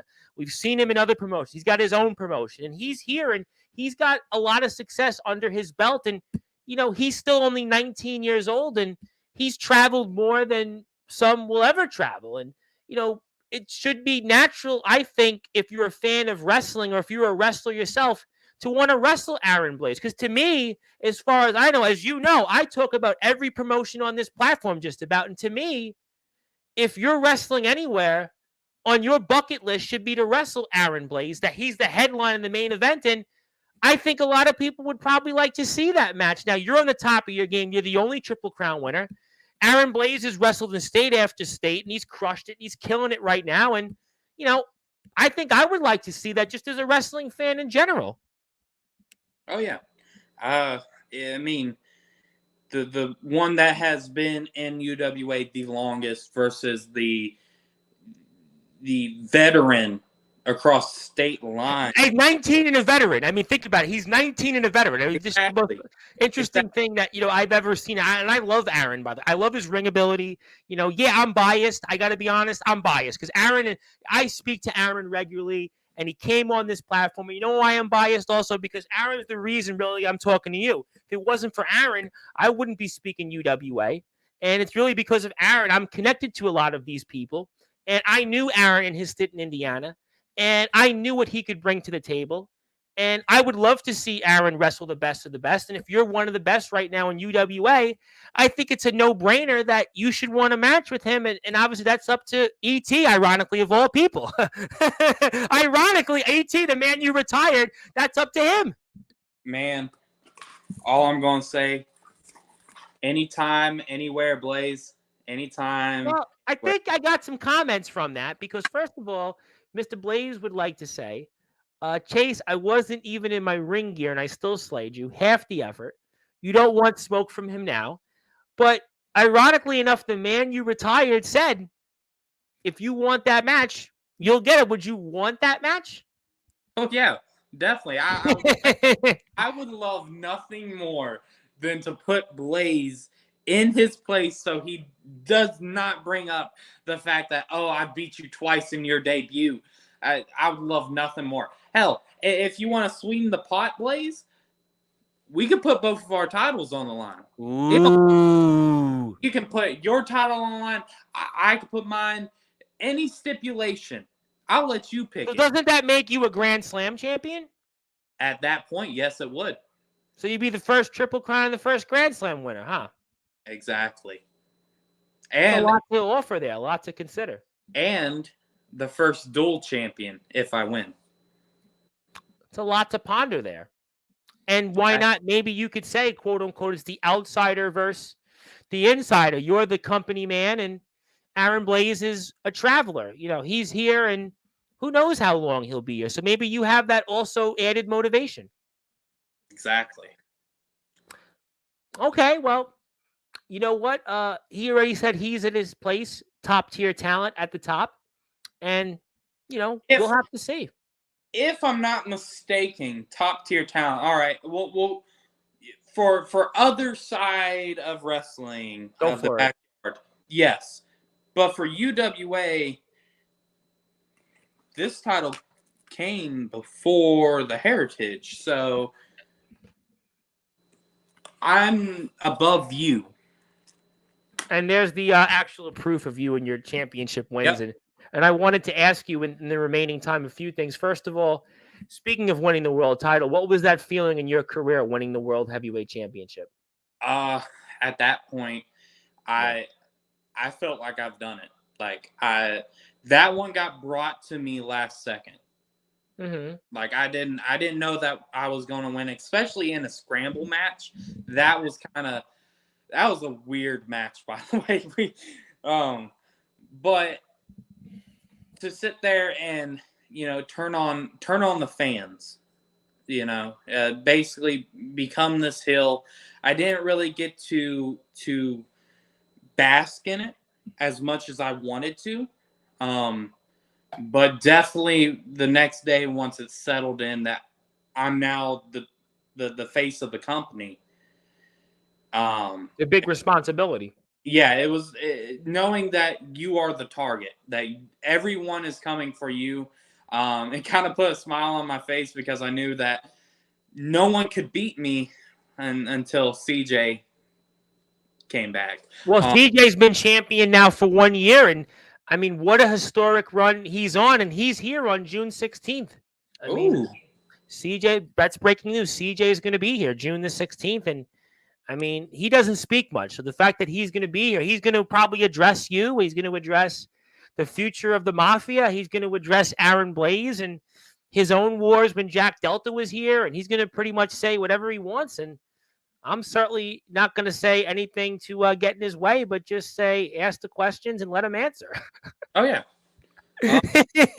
And by the way, that's a merchandise. If you want to buy Chase Sullivan shirt, you can do that. But also, if you want to buy some other shirts here in the UWA, you can do it like my buddy Aaron Blaze. Of course, Aaron Blaze is always trailblazing here. And if you wait, you can actually get a deal because sometimes TeePublic has the $16 deal. So if you wait a little while, get that shirt on discount. You got so many other great shirts. Go out and buy them. Go support the UWA. They're on Instagram. They're on Threads. You can do a number of different things to support the company. Please go out to support them. They're doing a great job out there. And the champion is here. He says hello. I think he heard his name, and he's going to be here on the 16th of June, and I'm looking forward to saying hello to the champion. And ET would like to say that we'll do a double Jeopardy stipulation. You have to win by both pinfall and submission. Oh, all right. Is that possible, I suppose? I guess you can pin and submit somebody, I guess, right? At the same time. It sounds like some Vince Russo type shit. Well, that's why you retired ET, right, from in-ring competition. I think I'll get my attorney to figure this one out. It might be a 2 out of 3 falls. All right, we'll have to see, and that's why his match has the most amount of talk for Final Destination for sure. I would be remiss if I didn't bring up What was it like watching your wife wrestle? Oh, If she's here right now watching and listening to this one, I know you talked a lot about Steel and Mac 10 and the Xavier Thorne situation. This one I might actually want to say, champ, you might be no gimmicks needed. You might be iconic. These words you might want to be most careful for. yeah. Yeah. I think that I'm like an earshot away from her. I think this one she's going to listen to it right now. You just watch. Oh, yeah. No, so this all got brought up. She knows I love wrestling. Okay. She wanted to test it out. And I'm like, well, I can give you the basics. Knowing that she is now a part of something groundbreaking. I mean, she's the first ever for a lot of stuff in UWA now. Seeing it happen is amazing. It's like none other. I mean, even though it was a comedy match, it was still enough to love. So I mean, you don't see women in the yard often. I mean, in NEW, they have Rhea Silver, who's famously the hardcore champion and the all-out winner. And you don't see this. Obviously, XCW had Trinity, who was doing some part-time work. She did ring introductions. She's in our Hall of Fame. I mean, there's really like not many yarders or in the underground that are wrestling. So that's obviously something that we don't see for whatever reasons. But watching this back, how do you feel? I feel very proud. Now this match actually happened on a whim. She did not train for this match. I trained her for the Jamboree. Okay. When she was the last entrant of the Jamboree and everything that happened that moment was all, for the most part, my idea. Everything from Slade popping her over the top rope, and then you had Dixie. I mean, obviously, this is a comedic match. I mean, this is you said, this is a comedic match. This is just, we're having fun. This is not, I would say that there's, when Trinity did it in XCW, that was some form of serious. There's a legendary Backyard Wrestling. Their world champion was Just Ice. That's a level. Rhea Silver, I think, is by far the most serious of the wrestlers. I think she's doing it on a regular basis. But yeah, obviously, but still, she's in the ring. I mean, do you want to see her do more of this? Oh yeah, I see a lot of mixed tag stuff happening. There is a turmoil between Onyx Lopez, my wife, and Dixie Slade. Yep. Slade's wife. There's definitely something there. And getting out of character with that, this entire idea was mine. Getting them to, because they're always there, they're helping out the kids, everyone backstage, right. to just give them that moment to do something was enough. But now I've gotten messages upon messages from Dixie and Slade. She wants to get trained. I was going to ask you about that. Did she want to train now? Was she a fan of wrestling before she met you? I mean, I think, there was also somebody in XCW who was the Candy Crush. She was sort of, I guess, going about it for a brief time. I don't know if she really was wrestling, but she was definitely physical. But, it's far too in between in the underground and the yard that we see women's wrestling. But she wants to train. And was she a fan before she met you? She was somewhat with getting with me and everything. It just brought it out more because there was no gimmicks needed to get with you. You were iconic already, right? Oh, yeah. Your wife's gonna kill me for that one, I'm sure. Onyx is gonna want to put me in a headlock after saying that. Oh, yeah. You better remember that one.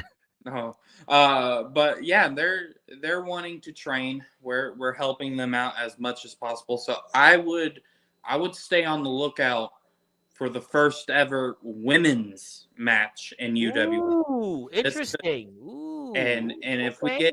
if we get everything how we want it to go, there might be a women's championship.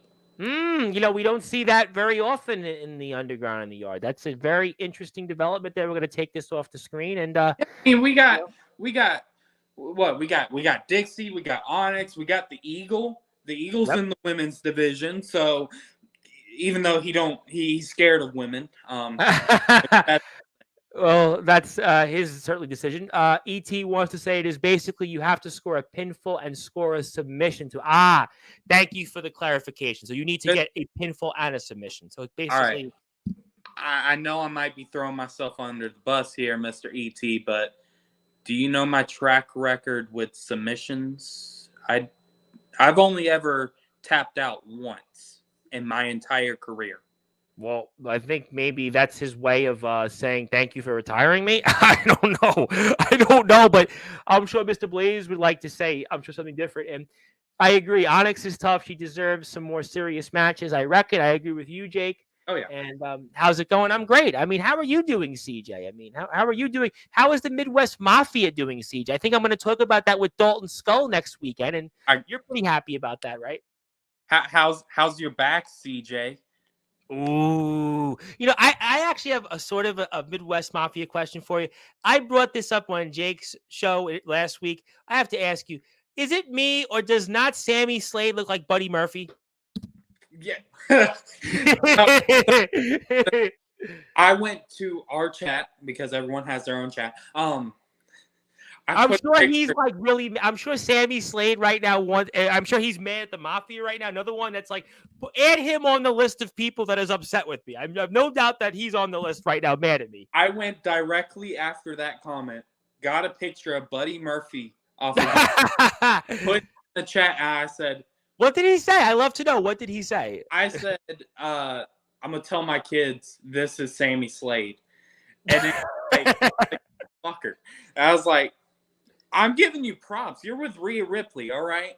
I said the same thing. Man. I think I don't want to say what UWA wrestler it was, but we were in actually a private chat, and he posted something, and this probably gives it away of Liv Morgan and Rhea Ripley, and I was like Rhea Ripley, but I do like Liv Morgan in the red. And he laughed. The person in the locker room knows who it was, but yeah, Rhea Ripley, I am definitely a fan of inside the ring and outside the ring, but. Slade found it hilarious, but the champion was to also remind you of those back-to-back losses you had. How about your record against me? Yeah.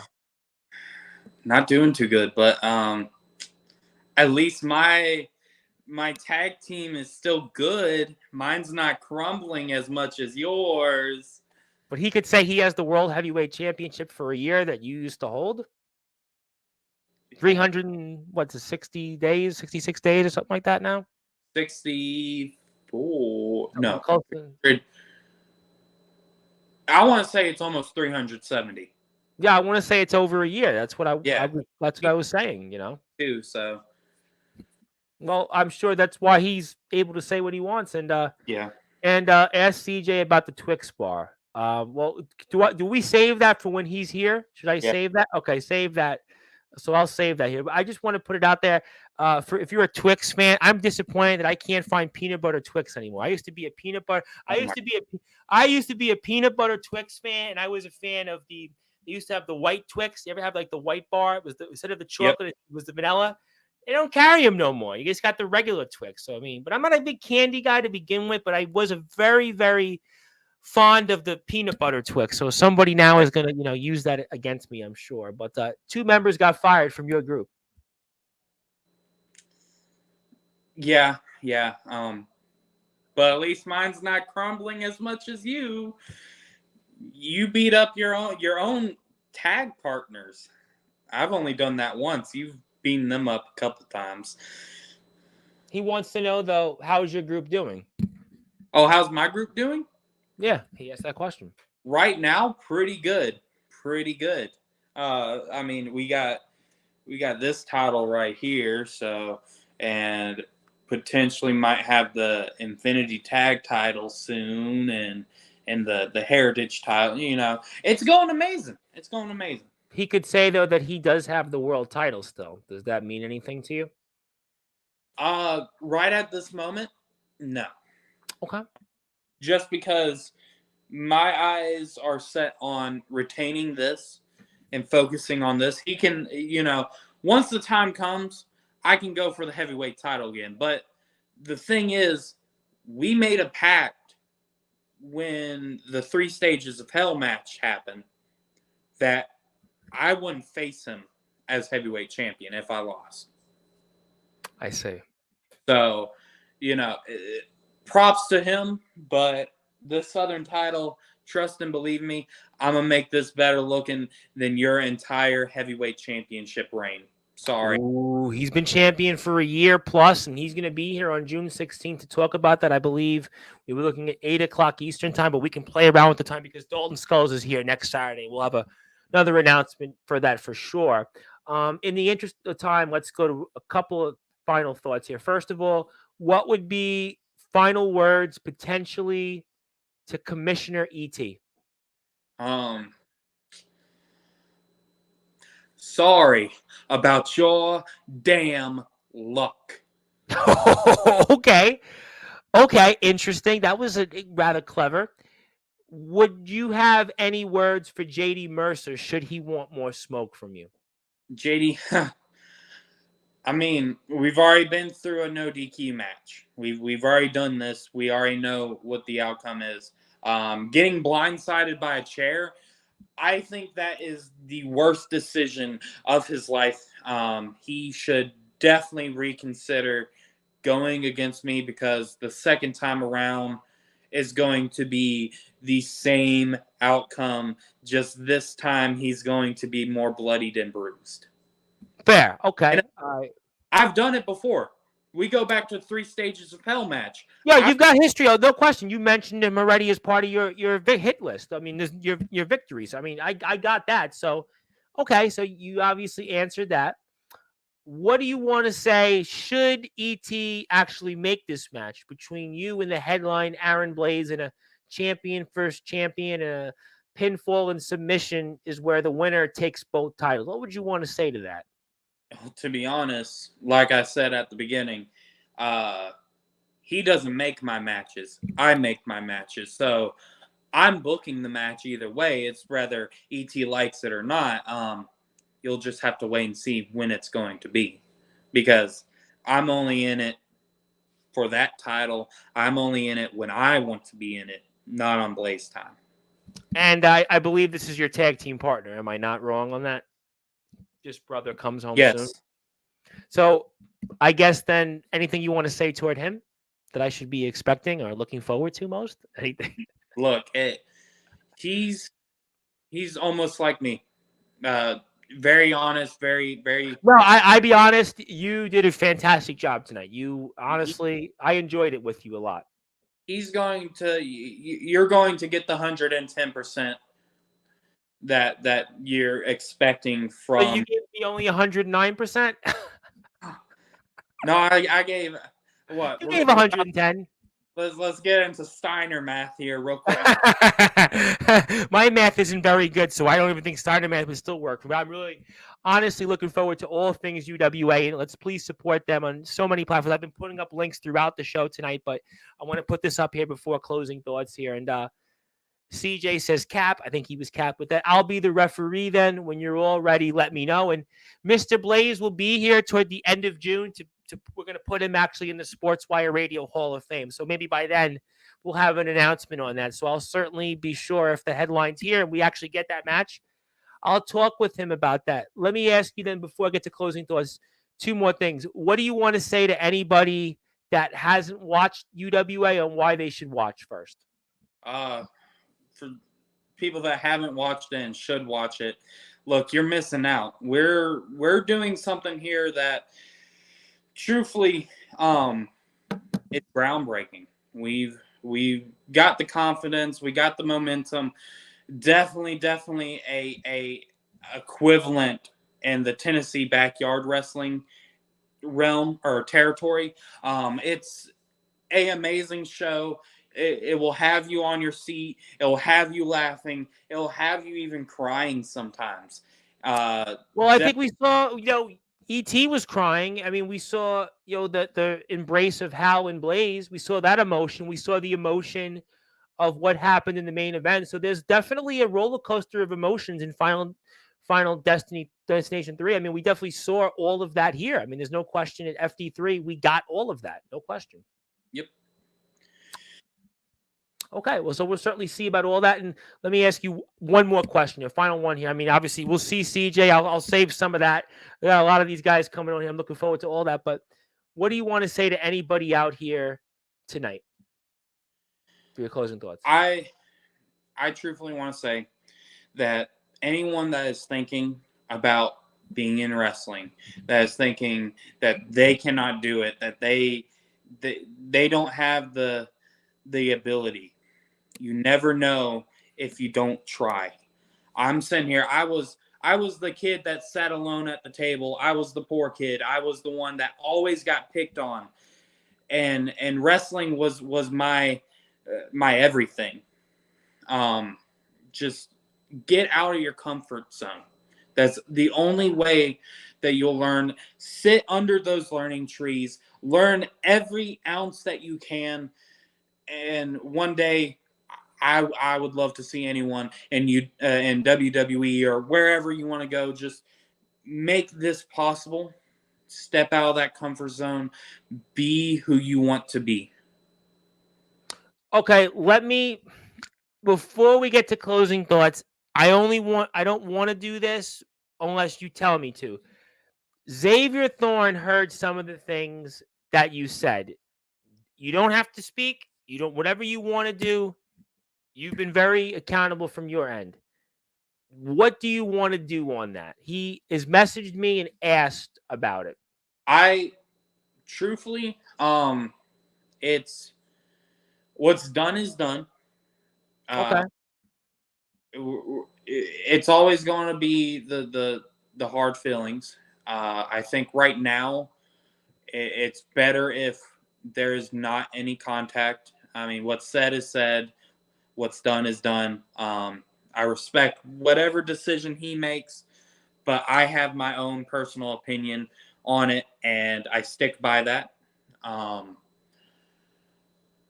But okay, so you don't want him here then to say anything. You basically don't want. Okay, I want to. It's your show, and he wanted to speak. Anthony would like to speak, but I don't want to do anything. It's your call. It's up to you. It's your decision. So if you don't want him to speak, it's your call. That's why I wanted to ask you, because he asked me to ask you. So I don't want to, do anything that, that's what I'm just telling you. That's where it is. Yeah, I think probably another time, because this is probably not going to be the last time I'm on here. No. I would hope if you'd like to come back, I'd love to have Xavier Thorne every day. I want to have as many people as I can. So your call. I don't want to do anything. I asked you honestly. I don't want to do anything. You've been honest. You've actually been very professional in how you've answered the questions. It's your thing. I wanted to ask you to be upfront. If Still wants to squash, if Still wants to squash this, my DMs are open. Okay. So those guys want to DM you. Okay, I'll leave it at that, because that's what they would. I know Thorne wanted to obviously speak, but I'm asking you first. Thorne, like I said, my DMs are not open to him, and that's just for a separate reason. Okay, no, I don't know any of that. I'm giving you, because again, I don't have anything to do with any of this, so I just want to put that out there. So okay, I respect that. You were honest. And before I get to closing thoughts, Chase was shocked when he saw my demons at FD3. I think a lot of people were. Yes. A lot of people were. I sat there. I was like, all right, here comes CJ. This is about to be an amazing match. And then the song went shut. And then the original song hit. I'm like, oh, they're dead. Yeah, I was going to say. That was certainly interesting. Okay, so, I think we got the point. Obviously, whatever happens between you and those guys, again, you'll be back here. They're going to be all back here. I have no doubt about it. And it is what it is. I want to give you the floor now. I want to give you any closing thoughts, anything else you want to plug, share, or say. The floor is yours, and I pass the baton to you, and fire away, my friend. All right.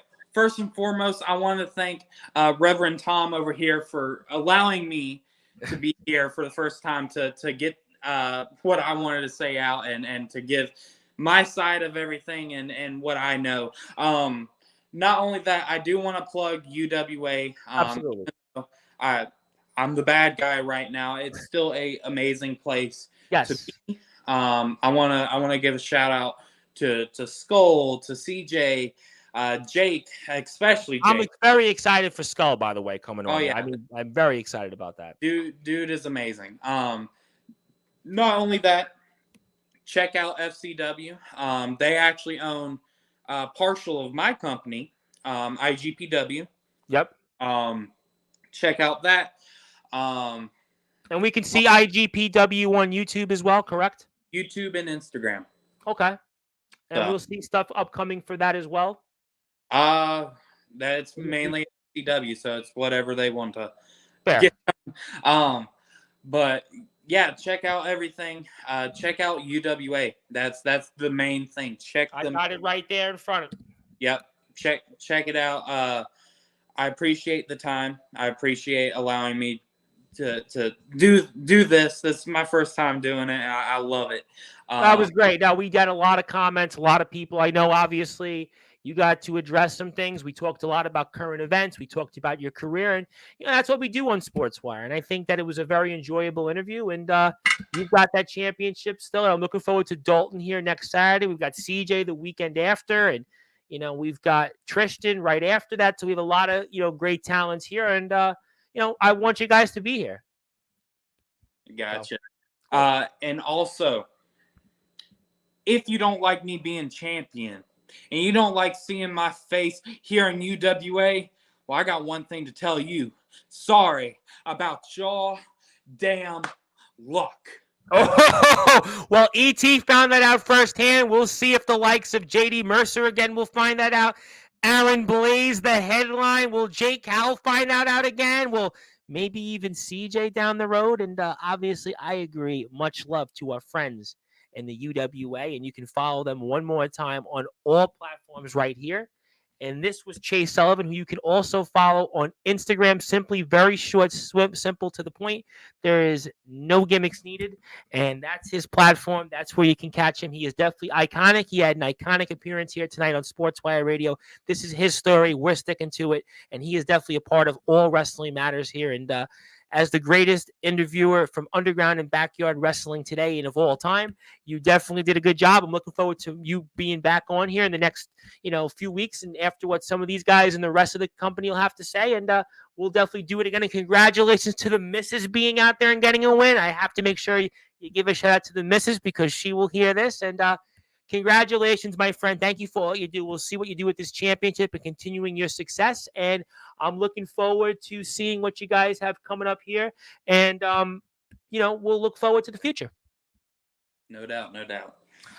All right, ladies and gentlemen, that was here. Chase Sullivan, the iconic one, the man who is no gimmicks needed. He is our reigning defending UWA Southern champion. He was just out there at FD3 for our friends over at the Underground Wrestling Alliance. He successfully ended the career of Commissioner ET in ring, and we'll see what his future is. Will it be the likes against Aaron Blaze, the headline, the main event? Will he be back in the ring with JD Mercer, maybe CJ once again, and maybe he'll get some gold here, those Infinity Tag Team Championships with his tag team friend and best friend and brother, Tristan Taylor, who's going to be here coming up on June the 18th. And my name is the Reverend Tom Bryce, your voice of all wrestling. And thank you, Christopher. I appreciate it. Yes, Christopher, thank you so much for your support. And Christopher, if you're out there, definitely let me know if anything else I can do. You can message me. I'm on Instagram at the Sports Report 2021.